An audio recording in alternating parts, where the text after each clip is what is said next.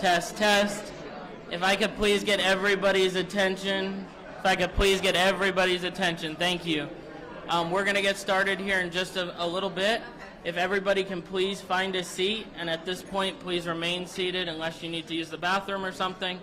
And then if everybody could please silence their cell phones. We want to avoid any disturbances that go off during the press conference.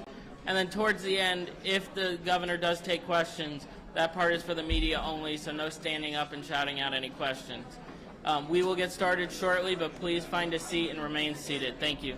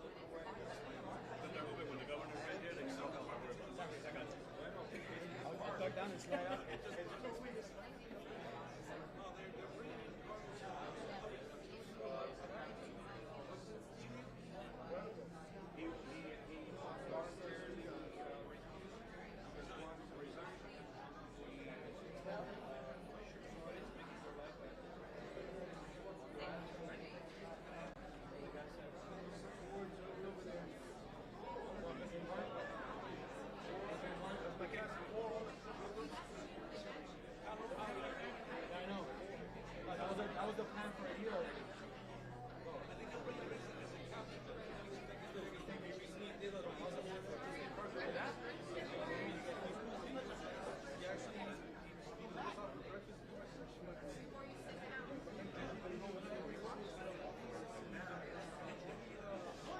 Okay, you can have everybody take your seats. Thank you.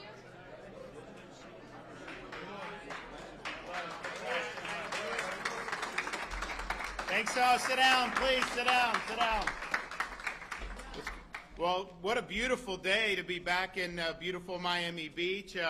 We're here joined with your mayor, who we've really appreciated working with, as well as Dave Kerner and Mark Glass from Florida law enforcement agencies, head of Department of Highway Safety Motor Vehicles, Kerner, and then, of course, Florida Department of Law Enforcement, Mark Glass. And we're here to announce our support for the efforts that are going to be undertaken over the next few weeks here in Miami Beach, but also in other parts of the state, to make sure that we have a productive and orderly spring break. We understand that a lot of people want to visit the state of Florida. We are in many respects thankful for that. We had over 140 million visitors last year in 2024. That was a new record to our state. You know, people have been saying Canadians aren't going to come. I think there was 3.3 million Canadians. I haven't seen a let-up of that for sure. And I remarked in my State of the State speech the other day, why would they not come? They get to see what a Stanley Cup winning hockey team actually looks like by coming to Florida. So we had seen in the past what had happened in Miami Beach, and you had instances, particularly once COVID hit. And Florida was kind of the place where when people wanted to escape the madness, they came to Florida. And there was a lot of good for that, and we were thankful for that. Honestly, a lot of businesses came here and never went back. People moved here and never went back because they appreciated the quality of life, but we also saw it get out of hand. And it got out of hand here for many years. Now, we had support. We'd have Highway Patrol be called in and different things in the state. And then as a matter of course, we would send in help in the middle of all this. And then, you know, when I was talking to Steve when he got elected, I said, listen, we'll help, but why don't we go in at the front end, have a plan, and do it? And so to his credit, last year, they really had a great plan for this. They welcome people. It's a very welcoming city, but at the same time, you know, we can't have things just descend into madness and mayhem and chaos. And it hurt businesses when that happened. It hurts residents' quality of life. And there's just a lot of negatives that came from that. So they had a plan. We had our state agencies fully engaged to help. And I think most people you talk to, 2024 was the smoothest and most successful spring break we've had here in a long time. And just on our end, we had more than 140 state troopers deployed to provide spring break assistance across Florida, but we had almost 50 assisting the Miami Beach Police Department during those weeks here. That was something that was significant. We did on the state side. We provided things like DUI checkpoints, traffic enforcement and control, high visibility patrol, street and road closures as needed, crowd control, and curfew enforcement for all jurisdictions. The Spring Break 2024 across the state yielded 36 felony arrests, but we had 16 arrests in Miami Beach. That's a huge deterrent when people are being held accountable. 51 misdemeanor arrests statewide, 17 were in Miami Beach, 11 DUI statewide for Spring Break, four here in Miami Beach. We had 4,200 moving citations statewide, 1,200 of those were in Miami Beach, and we had 259 commercial motor vehicle citations statewide. 13 of those were in Miami Beach. There was narcotic seized, everything from marijuana, cocaine, oxycodone, crystal meth, different types of things that are illicit, and it proved to be very successful. I had businesses come just because some of these businesses, some of these restaurants, they have their windows broken. They'd have people rush in, they'd eat, and then they'd leave. They didn't pay. There was all kinds of stuff that was going on as a matter of course. And then last year, they were like, we never had it so good, that it was really, really positive. And so we're back here today on the cusp of spring break 2025, saying we're going to do it well again. We owe it to the people that live here. We owe it to people that visit here to make sure that this is orderly and safe for everybody involved. So I'm directing state law enforcement agencies to provide the additional personnel and assets that are needed to our local entities here in Miami Beach, but also in other places around the state to ensure they have the resources they need to keep the peace over these upcoming weeks of spring break. Now, Florida Highway Patrol already began deploying resources to support the agencies requesting assistance in late February, and they're going to continue to provide that assistance all the way into April. As of this week, 12 local agencies have requested assistance, and more than 100 troopers will be deployed. We've also additional assets on standby for deployment should they be needed, including drone assets, aviation assets, Bearcats, and K-9 units. Once again, the state is providing resources that cities throughout our state need to ensure spring break does not descend into chaos and mayhem. And I'm really proud of what they've been able to do here in Miami Beach. I think it's a beautiful part of our country, not just a beautiful part of the state of Florida or South Florida. There's a lot to do.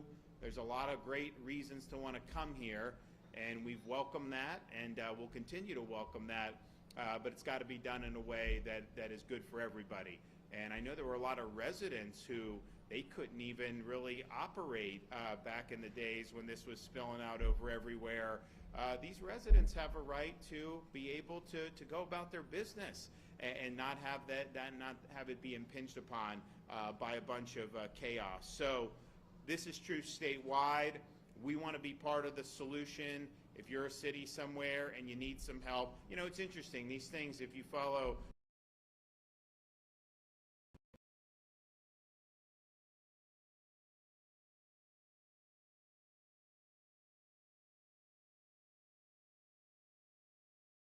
changes, and so you don't see it at the same level that you did. Daytona Beach used to be one that was just, and then they made some changes, and you see it from time to time how that happens. And so kind of after, when the COVID era, Miami Beach became one where it's getting out of control. Now you've seen 24 went off very well. I think we're going to have another successful season in 2025, and I think that'll just become the norm going forward. So I'm thankful for everybody that's been involved, both Florida Department of Law Enforcement, Florida Highway Patrol.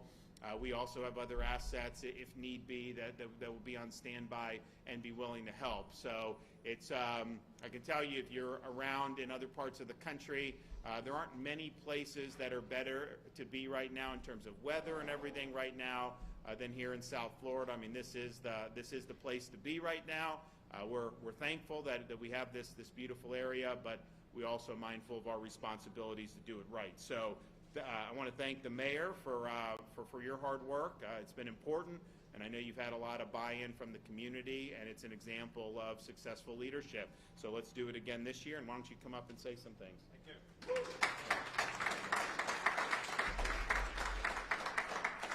Well, welcome to the law and order city of Miami Beach and the law and order state of Florida. It's great to be here, and as the governor mentioned, in advance of spring break last year, the governor said to me, just ask. Whatever you need, we will provide.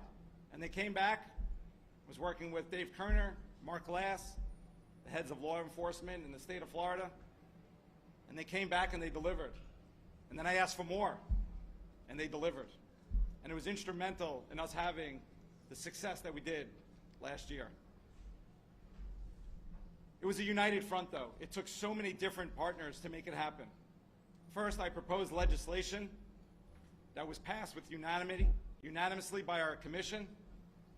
We had our residents completely buy in. As the governor mentioned, we had residents literally leave our city during certain weekends in the month of March. That is never, ever going to be acceptable when I hear that. And we turned that around. Our businesses bought in, and all the law enforcement partners that we had. Obviously, the state providing close to 50 state troopers was monumental. The county, and now led by Sheriff Rosie Cordero-Stutz, our police chief, Wayne Jones, our city manager, Eric Carpenter, our neighboring cities that provided so much law enforcement. It took an absolute team effort to make it happen. And what happens when you do that? You have success. On every level that you measure success, we had it. We had no fatalities, no shootings, no stampedes. Hotel occupancy last year in 2024 was up from 2023. Our hotel room rate last year was the highest in the nation for the month of March. That is success on every level. We kept people safe, and our businesses boomed, flourished. We had calm instead of chaos, as we saw in years past.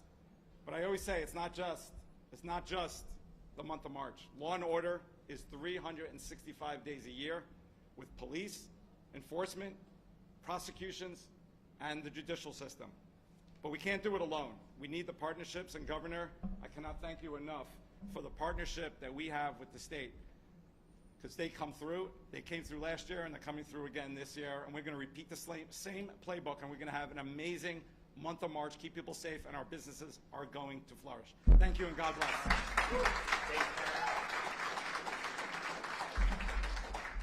Thank you, Governor. Always an honor to join you here in Miami Beach, beautiful Miami Beach. Mayor, a pleasure to work with you. I recall that we spoke a couple weeks ago, and you said, hey, can we get some help again this year? Obviously, the governor was already way ahead of schedule. Major Collado already had the operations plan ready to rock and roll. So you can count on our support today and into the future, and it's an honor to do it. It's an honor to be here. You know, you look at Florida, and I think sometimes we take for granted under Governor DeSantis' leadership that Florida is really the shining light and model for the United States of America.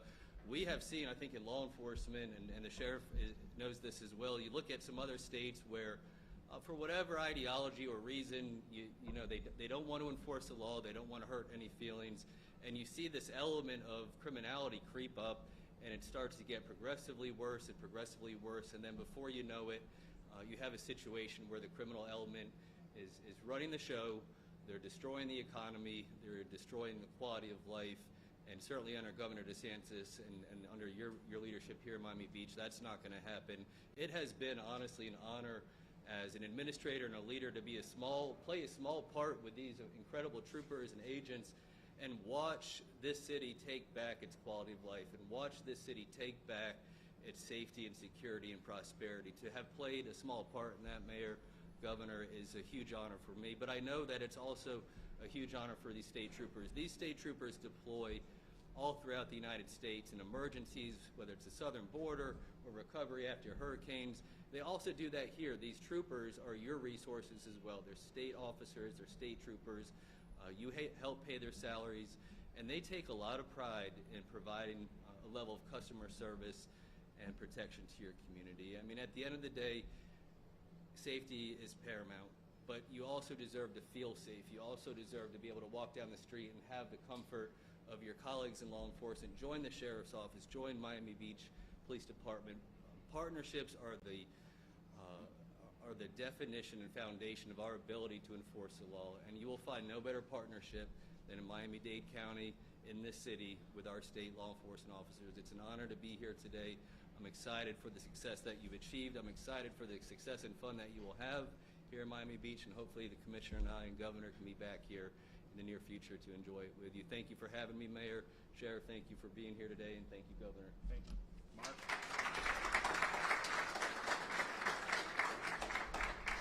Thank you, Governor. Mr. Mayor, it's great to see you again. And Sheriff, good to have you here, and Chief, wonderful to see you. I just want to say, this year, right now, we have session going on at Tallahassee. Okay, so I will make a point next year at this time during spring break. It's going to be early session, so I'm going to come down here and do spring break with you too. We'll work with my special agents and these troopers here and work it. So I just want to say thank you. Florida is a law and order state, and you see these fine men and women here behind me. This is Florida's finest here. You have these agents that are digging into multi-jurisdictional cases. We're just going after fentanyl. We're going after everything else that poisons these streets here, not just in Miami Beach, but nationwide. That was brought in here through the southwest border. We are going after that. We can't do it without our partners, our chief here in Miami Beach, our sheriff here in Miami-Dade County. We are working on so many things that are going on at the same time, but our main focus is your safety. And our main focus is to ensure that Miami Beach is safe, a fun place to be, and a great place to be. Now, whenever you have these type of crowds, you have those narco-terrorists, I call them, they come in here and try to push that poison on us. We're not going to have that, Mr. Mayor, I promise you that. We're going to go after it. These agents over here, they work in undercover roles. They have sources, methods that they're doing. We also have this wonderful program that our great governor put together, which is a SAFE program, statewide assistance in fentanyl eradication, and I will tell you, the stats on the SAFE program is amazing of how many guns we've got off the streets, how many drugs, fentanyl we've eradicated. And I will tell you right now, we are actually working cases all up in around Miami-Dade County. So if anybody's out there, just be aware. We'll be down to another part of Miami-Dade and even the South Florida area to show all the great stuff we're doing here and taking down these criminals in the area. The other thing we have to worry about is sex offenders and sex predators coming in and around crowds, okay? And they see children, they see all this stuff. This is a great place to live, Miami Beach. It is a wonderful place to live, and we got to make sure that we're taking care of making sure that they're doing their due diligence, and if they were going to visit, that they were registering like they're supposed to do. And our agents, that we follow up on that. We make sure they're here legally and they've registered. If not, we're going to put the habeas corpus on them and put them in jail. So just let you know that. Other than that, we just want to say thank you for having us here. And we're working diligently, and we have our analysts working 24/7. We are plussed up. We are making sure that you have a safe and wonderful spring break. Thank you, Governor. Okay.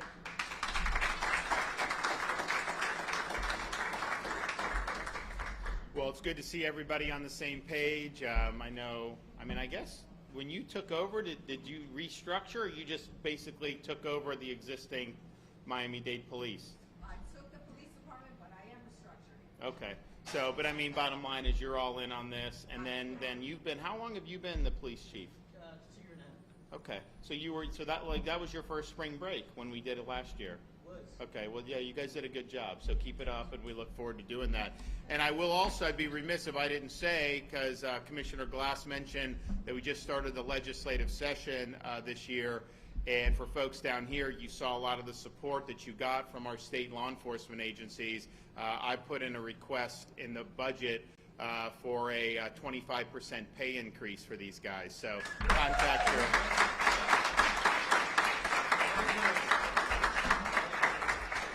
So contact your reps and senators and say that you think that that's something that's warranted, and hopefully we'll be able to get the job done with that. All right, take some questions. We got anybody? Yes, ma'am. Yes? Thank you, Governor. How many state guard members are you hoping to deputize with ICE, and how will you expect them to perform federal immigration? So we're doing the deputization with ICE. We're starting with our 287G programs, but you actually can be deputized apart from that too. You don't even need to necessarily be a part of that. So it's really about how much they can do.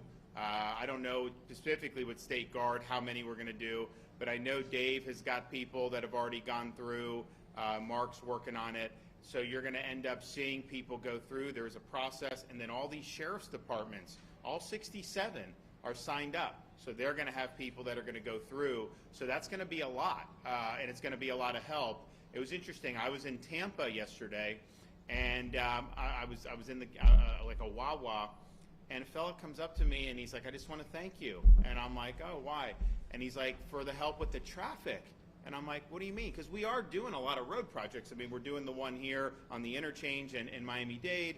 We're accelerating stuff in Tampa and Orlando, all those stuff, and it's important. But I mean, these are projects that take, I mean, we're doing it 10 years ahead of schedule, but it still takes time. And he's like, since all the law enforcement, you got all them involved on the immigration, the traffic has gone down. Because you'd have people here illegally, it's like they own the place, really bad driving, very aggressive, And now that's stopping because they know if they get pulled over, if one of Dave's guys pulls them over and he's deputized by ICE, then they can turn them over to federal immigration authorities. And so to already see some impact just on that, and then of course they're doing bus and they're doing a lot of other stuff, but this is important and we're leading the way. I mean, no other state has done what we've done, not even close. There's a couple states where the state agencies have been ordered to participate by the governor, which is great. I know Virginia just did that, but we have the locals involved too, which is really where the rubber meets the road. I mean, our highway patrols are on the highways, FDLE has a role, but mostly it's going to be the police and the sheriff's departments. So I'm glad all those guys have agreements. I know they're working with the police on that. We just had Larry Keefe in the Capitol the other day, who's our immigration czar, and he's going back and forth to D.C. doing all this stuff, and it's really, really significant what we're going to be able to do. But we do have deputization in highway patrol. We're working through a lot of that, but a lot of it is the feds have had to stand this program back up because it basically laid dormant for 4 years under Biden. And the president in his speech the other night made I think, a very important point. They said you couldn't secure the border unless you passed some omnibus border bill, which the bill they wanted said you can only close the border if 5,000 people a day are coming in. Well, why would you want 5,000 coming in illegally? And so it was really bad legislation, but basically they didn't do it. Trump takes office, and now it's gone from like 160,000 in a month to 8,000, and they're gonna get that down even lower. All it took was leadership. All it took was interest in actually defending the sovereignty of our country, and that's what you're seeing now. But I've made the point. Those border numbers, part of it is that they've taken effort to secure. Part of it is people know that they shouldn't even try because they're probably not going to get in. Whereas with Biden, they knew they could show. You actually could go on an app and sign up to come in illegally. They created an app for it. It was insane. So some of it is people are just deterred from even trying. If we do interior enforcement where people know the laws are going to be enforced, that will absolutely be further deterrent for people coming in. So even if you get in, you're not going to be able to just have the run of the place. If you don't have interior enforcement, then it tells people, well, if you just get in across the border, if you can beat the border agent, then somehow you're scot-free. So I think both go hand in hand, but certainly at the border thus far, I think has been a big success story, and I know they're working hard to ramp up what happens on the interior. Yes? Yes, Governor Amanda with NBC6. This question's regarding condo laws. Do you have a message to any condo owners who could be in danger of losing their homes due to laws after Surfside? I want to see relief for them. I included that in the special session in January. Legislature did not go through with it. We've done roundtables here in South Florida, Tampa Bay. We don't want legislation to impose costs that could be avoided. And so when Surfside happened, I mean, many of you were here for that. It was a very traumatic thing, very heartbreaking thing. No one wanted to see that happen. But we also didn't have all the answers for Surfside by any means when that legislation was done. So, okay, where are we at? What problems are being caused? And let's act legislatively to provide relief for folks. I mean, I think the thing for me is there's certain things that a condo owner should know. You got to have transparency in terms of the board and all that on the governance. But ultimately, if there are repairs that need to be done that aren't going to impact whether the building stands or not, then let them work it out on the schedule they want, or let local government police that. But for us to be overly prescriptive, if that results in someone getting kicked out, I don't think that that's a good thing at all. So I want to see relief. I know I've spoken with some of the state senators this week. I know they're working on a lot, and hopefully they're going to be able to get something done. But I am in favor of providing relief for folks, especially these seniors on fixed income, to all of a sudden be hit. They don't have $50,000 or $100,000 to just write a check to a condo board. That's just not the way. They didn't budget for that. And so let's do this in a way that is mindful of safety, but I think the safety is just the transparency more than anything. So if condo owners know there's a problem with their building, then they will be able to have the information where that can be fixed. What I don't want to see is saying, well, you must spend all this money or that money, because I think people can make sound decisions for their behalf, but it's not something that we should want to see if people are, that wasn't the intent of the law, but the reality is we are where we are, so let's do something to make things better. Yes? Blanca Fiorello, resident and small real estate investor. Oh, cool. Nice. I just want to follow with that question. I'm the president of my HOA, one of my HOAs, and it's not only regulations. Because of all these regulations, we have very few engineers and architects, and the prices of that is going very high because of the demand of complying with all these regulations. But also, as you are aware, insurance has skyrocketed.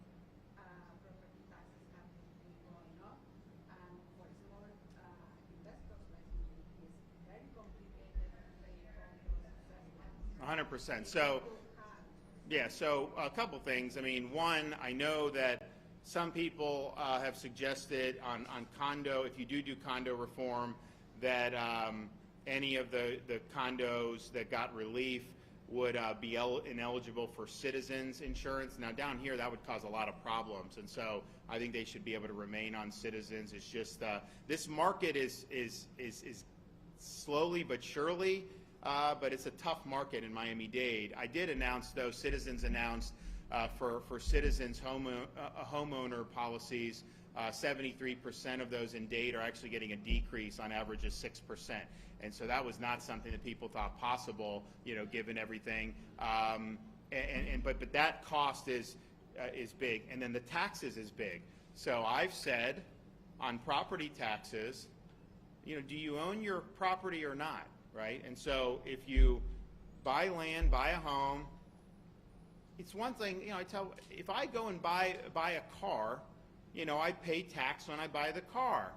But I don't just keep paying. I mean, I guess you got to license it, but that's de minimis. They're not charging me thousands of dollars, $1,000 a year just to be able to maintain my own property. If I buy a TV at Best Buy, I pay the tax, and then I put it on my wall and I use it, and I don't have to keep having this relationship with the government. So the question is at what point is your property yours?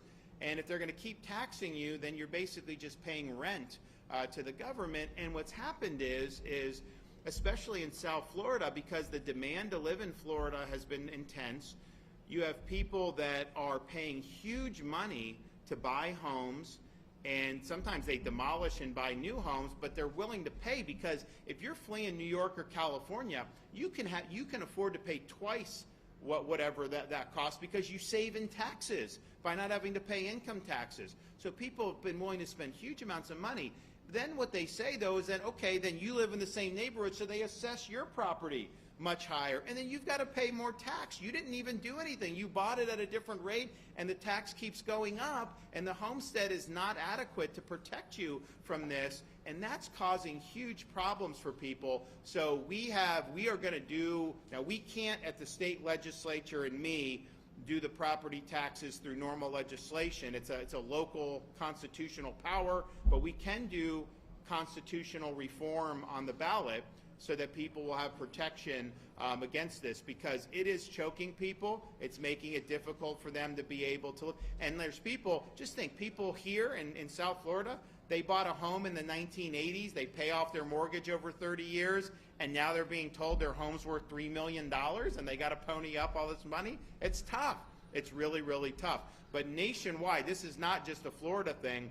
Nationwide, when people have homes under mortgage, the amount they're paying on the mortgage itself is often less than the taxes and the insurance now combined. And it used to be the taxes and insurance were relatively modest, and then the bulk of your payment was that, and now those are gone up. And obviously with interest rates high, if you have to do a mortgage now, you're paying a lot more. So that's pinching people, but I definitely think the property taxes is something that we need relief on in Florida. I'm going to be pushing it. We're going to work on crafting something that can go on the ballot and really make an impact. And, you know, people have been looking and seeing how do some of these local governments, so they say, well, we're not raising the millage rate. They don't have to. If they're assessing your property at 30% more, that's effectively raising the tax.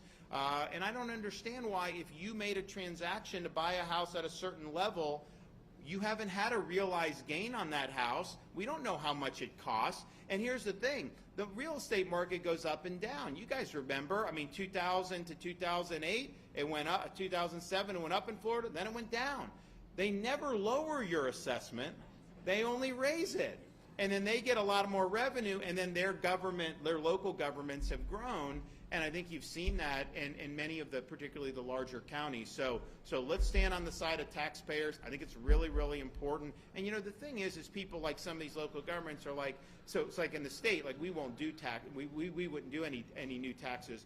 But like locals, like, well, I may need more revenue. First of all, you can cut back on the budget. But second of all, if you're going to do revenue, why would you tax your citizens when we're a tourism state? You can tax people that don't live here. Like literally, you can raise a lot of revenue by doing that. I would much rather have them do that and give our homeowners a break than continue just assessing higher and higher. And maybe there'll be a correction in the real estate market. Although I'll tell you, I think that there was more authentic demand in Florida this time than in 2000 to 2007. There was a lot of speculation then. I'm not saying there's none now, but there was a lot of people have wanted to come here. But say there's a correction. So you bought it at a rate, they assess it much higher, there's a correction, and they're going to keep that assessment up there. They're not going to lower the assessment. That's really, really hard. So, all right, well, thanks everybody for this. Let's have a good few weeks here. I'm really excited about everyone being on the same page. We really care that our citizens here are able to have good quality of life. We want our businesses to thrive. We want people to have a good time, but we must maintain public order. Thanks, everybody. Thanks,